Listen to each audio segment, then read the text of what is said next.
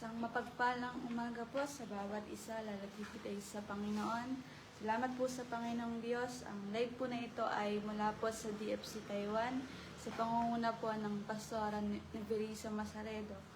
Salamat po sa Panginoon dahil ang Diyos ay talagang tapat sa bawat araw at ang pag-ibig ng Diyos ay hindi nagmamaliw. Bago po tayo sa salita ng Panginoon, tayo po muna umawit sa ating Diyos na buhay. Awitin po natin yung The Steadfast Love of the Lord. Hallelujah.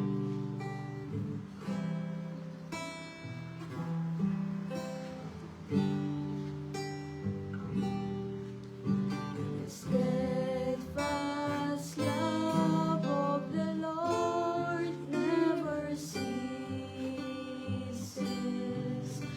His mercies never come to an end. They are new every morning. They are new every morning. New every morning. Great is thy faithfulness. Hallelujah. Oh Lord, great is thy faithfulness. We sing po the steadfast love. The steadfast love of the Lord never ceases. His mercies never come to an end. They are new every morning. New every morning. Great is thy faithfulness, O Lord. Great is thy faithfulness. The steadfast love of the Lord never ceases. His mercies never come to an end. They are new every morning. New every morning. Great is thy faithfulness, O Lord. Great is thy faithfulness. Sa Tagalog po, hallelujah. Pag-ibig niya ay hindi nagmamaliw. Awa niya ay walang kabantay. Ito'y lagi sa kanan, bawat umaga. Katapatan niya'y dakila. Katapatan niya'y halisan pa. Pag-ibig niya ay hindi nagmamaliw.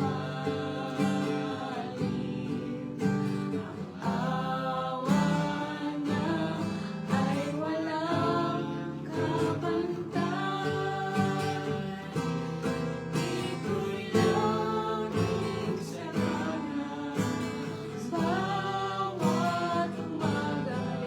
Jesus, katapatan niya'y dakila. Katapatan niya'y dakila. Katapatan dakila.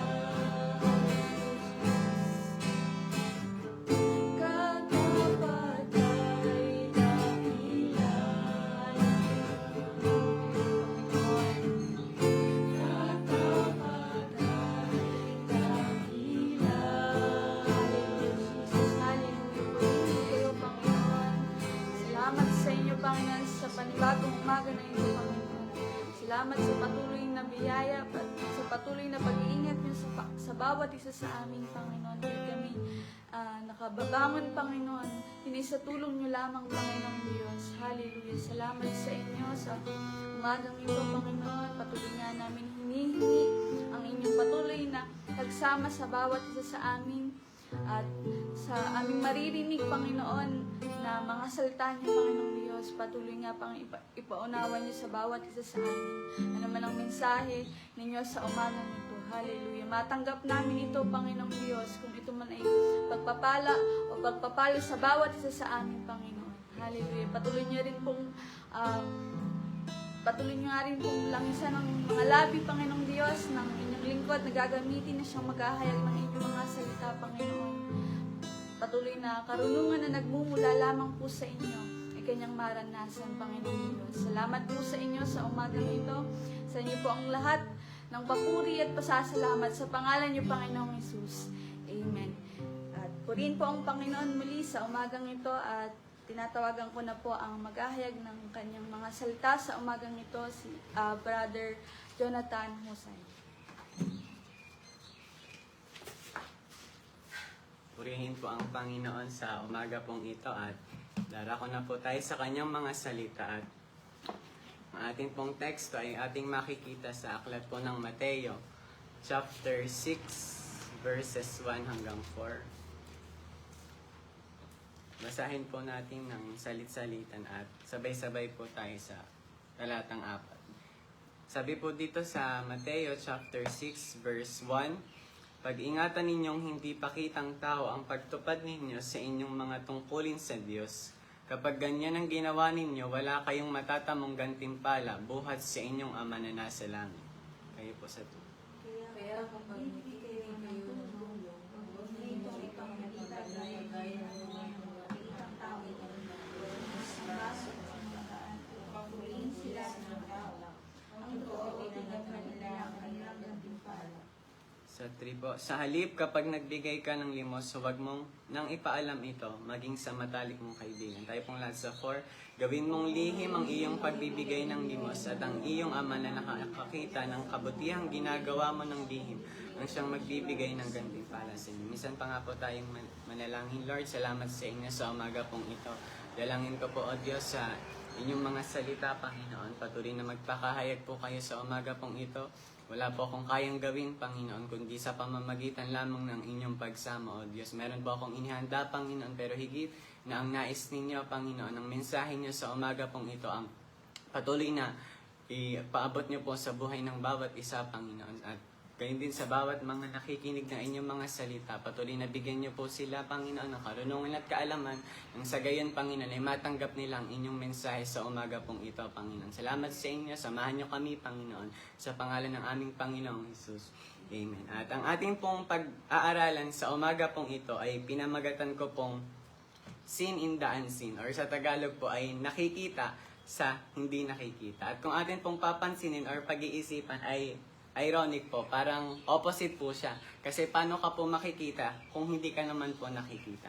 Pero ngayon, yan po yung ating pag-uusapan sa umaga pong ito. At gaya po nung ating binasa rito, ito ay sinasabi ng ating Panginoong Hesus sa mga tao. Dahil siguro sa mga pagkakataon pong ito ay yung mga tao sa mga taga-sinagoga, yung mga tao na nasa lansangan ay madalas siguro ay sila ay tumutulong lamang sa mga tao kapag dahil meron silang naisin na magawa iyon hindi para sa Panginoon, kundi para maipakita nila sa mga tao na sila ay gumagawa ng mga mabuti. Or in short po, sila po yung mga tao na pakitang tao na ginagawa lamang po nila yung mga mabubuting bagay, sila ay gumagawa lamang sa harap ng mga tao. Pero in reality, yung kanilang mga puso ay hindi nagbibigay ng kaluguran sa Panginoon. At sa panahon din po natin ngayon ay kung atin pong i-evaluate yung mga tao, especially po dun sa mga kilalang tao, di po ba hindi natin alam kung yung kanilang mga ginagawa ay tunay or genuine po. Kung talagang sila ba ay tumutulong sa mga tao or kung yung kanilang mga ginagawa ay para lamang sila ay makilala or sila po ay matanyag. At ganun po sa panahon din natin ngayon, di po ba kung ating papansinin ay wala pa rin pong pagkakaiba. Hindi naman dahil hinuhusgahan po natin, pero dahil nung panahon din pong ito ay sinabihan sila ng Panginoon. So sabi po dito sa verse 1, Pag-ingatan ninyong hindi pakitang tao ang pagtupad ninyo sa inyong mga tungkulin sa Diyos. Kapag ganyan ang ginawa ninyo, wala kayong matatamong gantimpala buhat sa inyong Ama na nasa langit.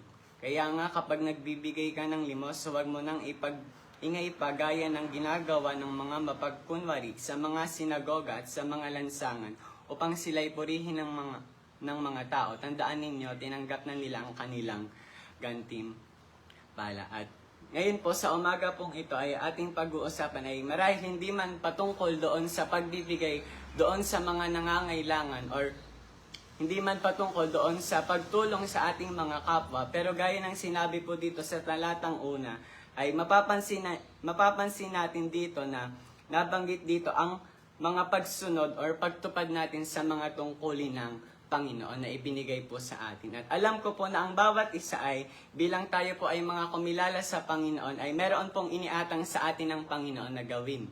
Amen po ba?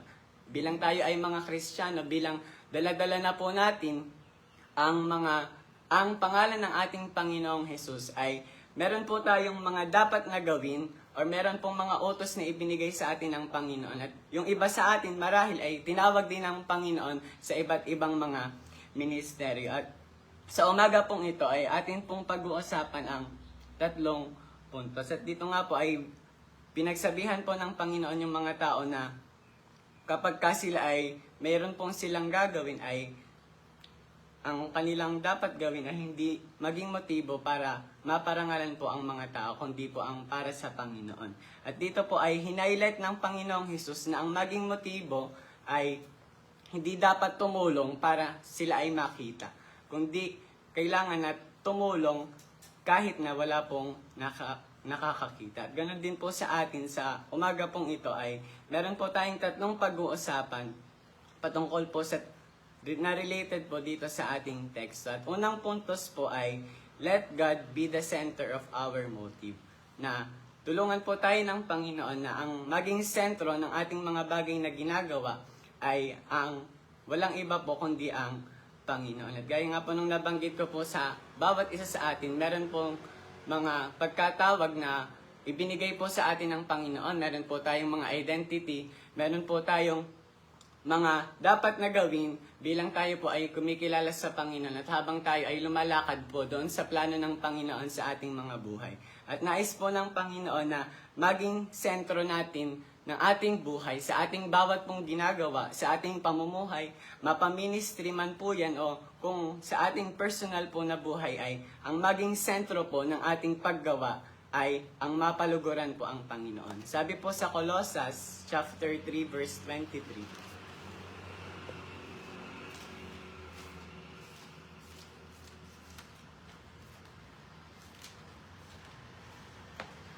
sabi po dito,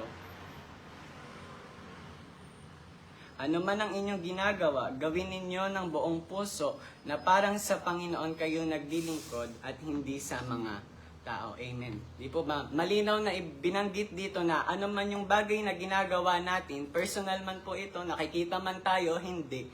Nais na ipaunawa sa atin ang talatang ito na palaging ialay natin yung ating mga ginagawa para sa Panginoon. Tandaan po natin na tayo po ay naglilingkod hindi po sa tao. Tayo po ay naglilingkod kundi para sa ating Panginoon. Di po ba? Kasi kung wala po ang Panginoon sa ating buhay, di po ba? Ay nasan po tayo sa ating kalalagayan ngayon? Pero salamat sa Panginoon dahil tayo po ay kanyang niligtas sa pamamagitan po ng kanyang dugo. At ang maging tibok po ng ating mga puso ay walang iba kundi ang mapaluguran ng Panginoon. At hindi na po natin yung naisin pa yung approval po ng tao sa ating mga buhay. Gaya po nung sinabi doon, di po ba, ano man yung gawin natin, tayo man po ay nakikita sa altar o hindi, tayo man po ay ginagamit sa mga ministeryo o hindi, kung tayo man po ay nasaan mang lugar o ano man po ang ating gawin, kung sa ating man pong mga pamumuhay, kahit hindi po nakikita ng ating mga kapatid, ng ating mga tagapanguna ay nais sabihin sa atin at ipaalala ng Panginoon sa atin na ang maging sentro pa rin ng ating mga paggawa ay ang Panginoon. Oo, may mga pagkakataon na tayo ay ina-appoint, tayo ay ini-schedule ng ating mga tagapanguna. Pero alam natin na yun po yung leading ng Panginoon para sa atin. At ang nais lang po ng Panginoon na maunawaan po natin ay huwag pong maging ritual sa atin yung ating mga ginagawa para sa Panginoon. Kasi tandaan po natin na lahat po ng bagay na ating ginagawa ay walang iba kundi para lamang po sa kapurihan ng Panginoon. At pangalawa po ay God sees us when no one can. Or nakikita po ng Diyos ang bawat isa sa atin kahit na hindi po tayo nakikita ng iba. Sabi po sa Salmo chapter 139 verse 7,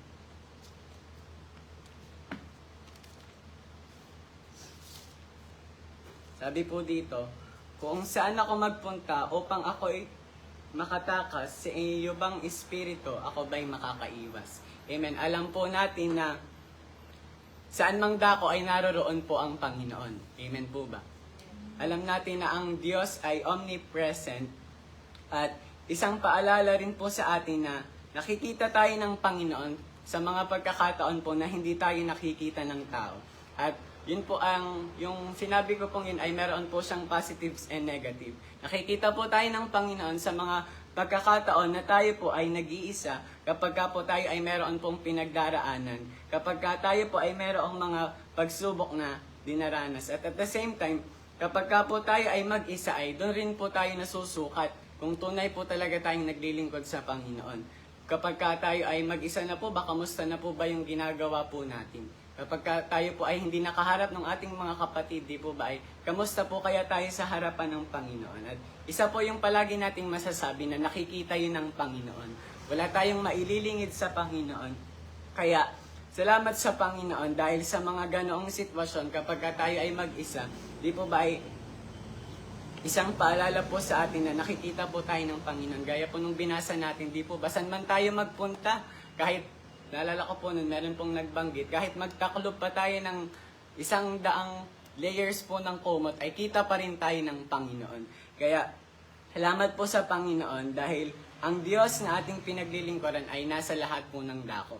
Kaya sa bawat isa po sa atin, kung meron man po kayong mga sitwasyon or pinagdaraanan, kung sa tingin nyo po ay wala pong nakakaunawa sa inyo, di po ba ay meron pong isang Diyos na nakakakita po sa atin. Gaya po nung kwento ko na lamang po, dun sa Genesis chapter 16 verse 13, dun po nabanggit yung Hebrew word na Elroy, or ang kahulugan po ay ang Diyos na nakakakita. At doon po ay, sa Genesis chapter 13 po ay nandun po yung, pinakilala po yung buhay ni Hagar doon na dahil hindi po sila magkaanak ni Sarai at saka po ni Abraham ay inutusan po ni Sarai na sipingan niya po at para nang sa gayon magkaroon po sila ng anak. Dahil nga po, siguro ay nainip na po si Sarai sa sobrang tagal ng paghihintay nila doon sa ipinangako ng Panginoon. At dahil po doon ay, yun po yung naging dahilan ni Hagar para kutyain po itong si Sarai. At si Sarai naman po bilang alipin ay, si Sarai po bilang alipin niya po si Hagar, doon ay nagsumbong siya kay Abraham at since alipin nga po siya ni Sarai, si Hagar po ay doon ay sinabi ni Abraham na gawin niya yung anuman yung gusto niyang gawin at doon po ay ministreat po siya. Si Hagar po ay minaltrato po ni Sarai dahil nga po siya po ay naiinggit. At dahil po doon sa pagkakataong yun, siya po ay pumunta sa ilang, dala-dala niyo po yung bigat. Pero salamat sa Panginoon, kung mababasa niyo po yun, ay nagpadala po ang Diyos ng anghel. At nakakatuwa sa Panginoon dahil kung ating papansinin, alipin lang naman siya. Hindi naman siya kasama doon or hindi naman siya kamag-anak or kung anumang estado yung meron ng buhay siya. Pero mapapansin natin doon ay siya po ay nakita ng Panginoon. At mismo ang Panginoon ang gumawa ng paraan para maabot po yung kanya pong anak, which is yung si Hagar po. At doon po ay pinangakuan po siya. At salamat sa Panginoon dahil isang paalala po sa atin na kung may mga pagkakataon po na tayo po ay sinusubok, kung may mga pagkakataon po na di po ba ay yung mga tao iba yung tingin sa atin, kung may mga pagkakataon man na tayo po ay gulong-gulo na sa ating mga buhay, ay tandaan po natin na nandyan po palagi ang Panginoon sa atin na nakakakita sa ating mga sitwasyon. Kaya salamat sa Panginoon. Dako na po tayo sa pangatlong puntos, God's approval, not the people. Sabi po sa Galatians chapter 1 verse 10,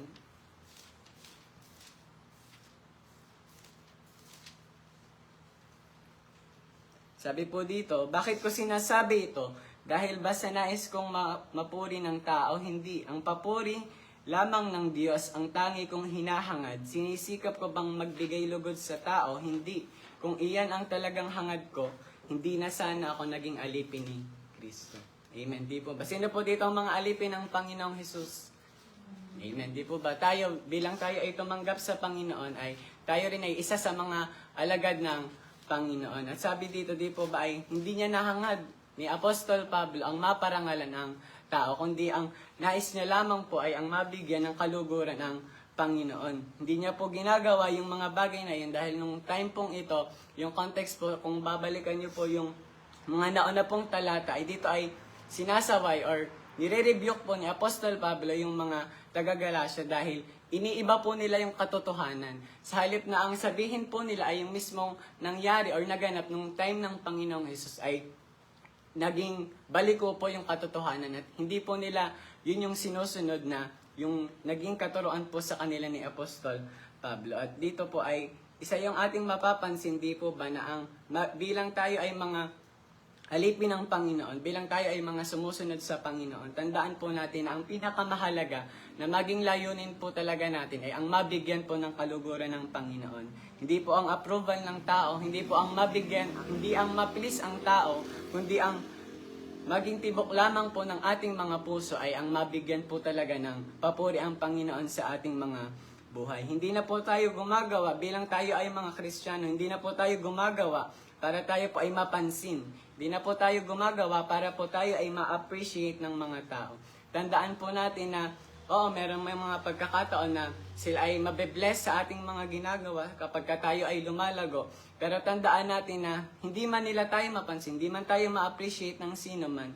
Tandaan po natin na sapat na nakikita po yun ng Panginoon. Tandaan po natin na ang mahalaga ay yung sasabihin po ng Panginoon sa atin, hindi po yung sasabihin ng iba. At sinulat ko pa rin po dito na no explanations para ma-validate natin yung ating mga sarili at maipakita sa kanila yung mga mabubuti po nating gawa. Kaya sa bawat isa po sa atin, gaya po ng ating teksto, tandaan po natin na sa anumang bagay na ating ginagawa, sa ministry man po ito or kung sa ano pa mang aspeto ng ating mga buhay or sa personal po nating pamumuhay, tandaan po natin na hindi po natin kailangang humakbang, hindi po natin kailangang gumawa para po tayo ay mapansin ng tao. Hindi po natin kailangan na gumawa po tayo ng kabutihan para tayo po ay ma-recognize ng mga tao. Kundi ang kailangan po nating gawin ay humakbang tayo na kahit may mga pagkakataon na tayo lamang mag-isa or hindi man tayo nakikita ng iba, tandaan po natin na merong isang Diyos po na nasa langit na nakakakita po sa atin. Kaya salamat po sa Panginoon sa umaga pong ito na tayo ay tinawag ng Panginoon para tayo ay gumawa ng kabutihan. Pero kung hindi naman kung gumagawa lamang naman tayo ng mabuti para po tayo ay makita ng tao, then hindi po tayo gumagawa ng mabuti para sa Panginoon. Kaya maging nais po ng bawat isa sa atin ay hindi na po yung applause or yung pagpalakpak po ng tao sa atin, kundi ang maging naisin po natin ay yung mapasaya ang Panginoon sa ating mga buhay. Tandaan po natin na yung mga tao na gumagawa po para mapansin ng tao ay tinanggap na po nila yung kanilang gantimpala. At ano po yun? Yun po yung recognition ng tao, yung sila po ay masabihan ng ganito or kung ano pa mang mga bagay. Pero bilang tayo po ay mga binago na ng Panginoon, na tayo ay sinabihan ng Panginoon, tayo ay binalaan ng Panginoon, tandaan po natin na kung may mga pagkakataon man na tayo ay yun nga po, gaya nga po nung sinabi ko na hindi man tayo napapansin ng tao, hindi man nila tayo na-recognize yung mga paghihirap na ginawa natin, yung mga sitwasyon or kung ano pa mang efforts na ginawa po natin, tandaan po natin na balang araw, matatanggap po natin yung gantimpala na nagmumula po sa Panginoon. Pero gaya po ng sinasabi po ng mga lingkod niya, di po ba ay, wag lamang po tayong gumawa para po sa pagpapala, para po tayo ay may matanggap. Kundi gawin po natin yung ating pinakamabuti kasi simple lamang po. Dahil ginagawa po natin yung ating pinakamabuti, walang iba kundi po para sa Panginoon. Dahil ang Diyos po natin ay wala pong nalilingid po sa Kanya, lahat po ng bagay ay nakikita ng Panginoon. At ang genuineness po or yung pagiging totoo natin ay mame-measure lamang kung tayo po ay nag-iisa. Tandaan po natin na marahil kapag tayo ay nagkakasama-sama, di po ba, meron tayong mga pagtitipon, mapapansin natin na malakas po yung iba sa atin, tayo po ay nagkakatawanan, nagkakakamustahan. Pero kapag mag-isa po kaya, kamusta po kaya tayo? Nais ng Panginoon na ipaunawa sa atin na maging totoo po tayo sa harapan ng Panginoon kahit wala pong nakikita. Wala pong nakakakita sa atin. Maging pure po tayo kahit na sa mga panahon po na tayo ay nag-iisa. Dahil sa palagay man po natin ay walang nakakita sa atin. Pero tandaan po natin na tayo po ay nakikita ng Panginoon. Kaya po nung sinabi po doon sa title na tayo ay nakikita doon sa mga pagkakataon na tayo po ay hindi nakikita. Kaya salamat po sa Panginoon sa umaga pong ito. Patuloy na maging tibok po ng ating mga puso ay walang iba kundi ang mapaluguran po ang Panginoon. Hindi na po natin naisin ang mabigyan pa ng kaluguran ng ating mga sarili. Hindi na po natin naisin ang mabigyan po ng kaluguran ang mga tao. Kundi ang maging the best na goal natin ay ang mabigyan ng kaluguran ng Panginoon. Dahil hindi naman sa tao yung final say, di po ba, yung huling salita. Ang judgment ay nasa Panginoon. Kaya salamat po sa Panginoon. Sa umaga pong ito, tayo po ay manalangin sa Panginoon. Lord, salamat sa inyo sa umaga pong ito. Nagpapasalamat po kami sa inyong mga salita, Panginoon. Nagpapaalala sa amin, Panginoon, na kami, sa panahon na kami ay nag-iisa, Panginoon, merong Diyos na nakakakita sa amin, O Diyos. Sa mga pagkakataon, Panginoon, na kami ay nanghihina, kayo ay nakakakita at nakatunghay ang inyong mga mata sa amin, Panginoon. Salamat sa inyo, O Diyos. Gaya po ni Hagar, Panginoon, wala po siyang halaga kung tutuusin dahil siya lamang ay isang alipin, Panginoon. At ganun din kami, Panginoon, yung aming mga buhay ay walang halaga, Panginoon, para kami ay inyong mahalin, O Diyos. Pero salamat sa inyong pag-ibig sa amin, Panginoon. Merong Diyos na nakakakita sa amin, Panginoon. Binibigyan niyo kami ng atensyon, O Diyos. Kaya tulungan niyo po ang buhay ng bawat isa sa amin, Panginoon. Tulungan niyo po kami, O Diyos, na sa mga pagkakataon, Panginoon, na kami ay nag-iisa. Mapatunayan nga po namin, Panginoon, na kami ay tunay sa inyo, Panginoon. Tulungan niyo po kami, O Diyos, sa aming bawat mga ginagawa, sa aming paglilingkod man, Panginoon, o sa aming personal na pamumuhay, O Diyos. Tulungan niyo kami, Panginoon, na palaging magawa ang pinakamabuti, Panginoon. Hindi para sa tao, O Diyos, kundi magawa namin ang pinakamabuti para po sa inyo, Panginoon. Hallelujah. Dahil alam namin, Panginoon, na walang nalilingid sa inyo, Panginoon. At balang araw, Panginoon, sinabi niyo sa inyong mga salita, Panginoon, na makakatanggap kami ng gantimpala na nagmumula sa inyo, Panginoon. At salamat sa inyo, O Diyos. Patuloy po naming dalangin, Panginoon, na patuloy na hubugin niyo po ang buhay ng bawat isa sa amin, Panginoon. Patuloy na mai-apply po namin ang inyong mga salita, O Diyos, na sa mga panahon na kami po ay nag-iisa, Panginoon, ay mabigyan pa rin namin kayo ng kaluguran, Panginoon. Nakikita man kami o hindi, O Diyos, patuloy pa rin kaming magbibigay ng lugod sa inyo, Panginoon.